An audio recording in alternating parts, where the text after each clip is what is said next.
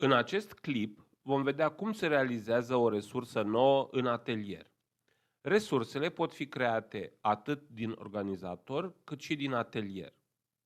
Secțiunea Atelier se deschide cu o pagină din care putem selecta tipul de resursă pe care dorim să-l creăm.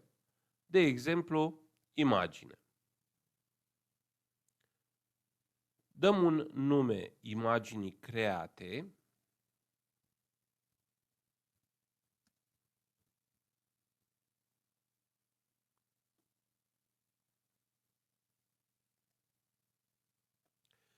Spre deosebire de cazul în care resursa este creată în organizator, de data aceasta resursa se creează în rădăcina principală a organizatorului, de unde poate fi mutată ulterior într-un alt director.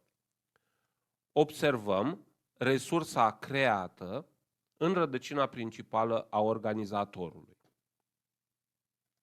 Dacă în atelier avem deja alte resurse deschise, se poate crea o resursă nouă apăsând butonul marcat cu plus, care deschide aceeași pagină de creare de resursă nouă ca și cea inițială. Pagina de realizare de resurse noi din atelier poate fi utilizată și pentru editarea unei resurse creată anterior și deschisă recent.